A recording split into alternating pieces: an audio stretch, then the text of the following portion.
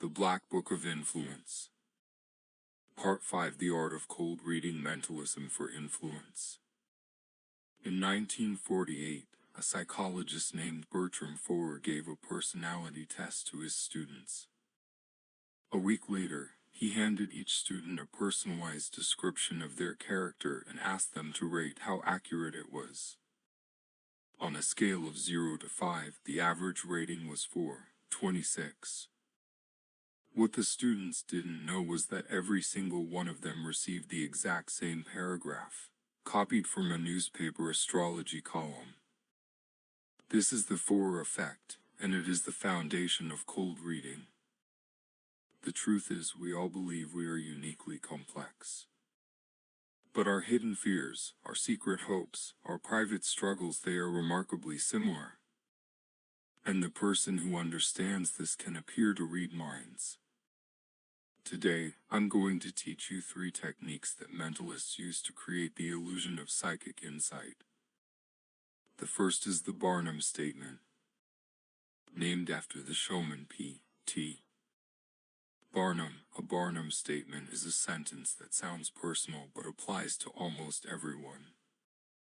For example, you have a tendency to be critical of yourself, but you also have great untapped potential that you haven't fully used yet.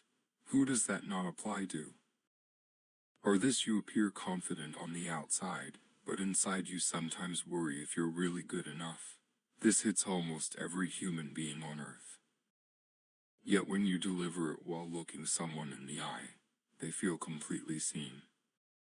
Here's how to build your own Barnum Statement. Take a universal insecurity, add a flattering observation, and deliver it slowly, with slight pauses, as if you're discovering it in real time. The second technique is called fishing. You throw out a general statement and wait for the person to tell you how it applies. For example, you say, "I'm sensing something about a transition in your life recently."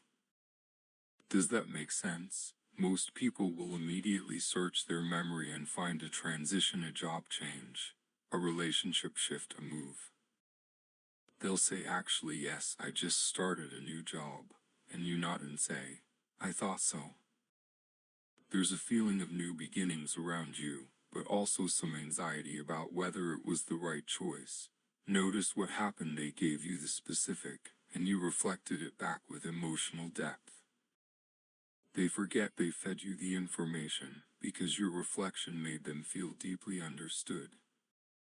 Fishing is powerful because the person fills in the blanks themselves, and they will defend the accuracy of your reading afterward. It's their story after all. The third technique is the Rainbow Ruse. This is where you describe a personality trait and its opposite at the same time, so no matter what, you're right. For example, you can be very outgoing and sociable at times, but there are also moments when you need to withdraw and be alone to recharge. Every human on the spectrum between introversion and extroversion will agree. Or you are someone who is generally open to new ideas, but you also have a strong skeptical side that needs proof before you commit. This works because people focus on the half that fits and ignore the half that doesn't. The Rainbow Ruse makes you seem astoundingly accurate because the contradictions mirror real human complexity. Now let me give you a complete cold reading script. Imagine you're at a party and someone asks, "What do you do?" You smile and say, "I study how people think." "Actually, let me try something. Can I tell you something about yourself that might surprise you?" Most people will say yes because curiosity is irresistible. Then you deliver this slowly, with eye contact. "I get the sense that you're someone who presents a very capable, partage their image to the world. But underneath, there's a part of you that sometimes wonders if you're living up to your own potential. You're good at making people feel comfortable, but there are times when you feel a bit lonely, even in a crowd. And right now, I think there's a decision you've been thinking about, something you haven't shared with many people yet. It's been on your mind for a while, and part of you already knows what you want to do, but you're still looking for a sign, then stop talking. Watch their eyes widen. Used Barnum statements about confidence and loneliness. You fished for a decision. Use the Rainbow Ruse with part of you already knows. If they lean in and say, "How did you know that?" you smile and say, "Just a feeling." That is the art of cold reading. But remember, this skill is a mirror. In the wrong hands, it becomes manipulation, a tool to exploit the vulnerable. In the right hands, it becomes connection, a bridge to make someone feel truly heard.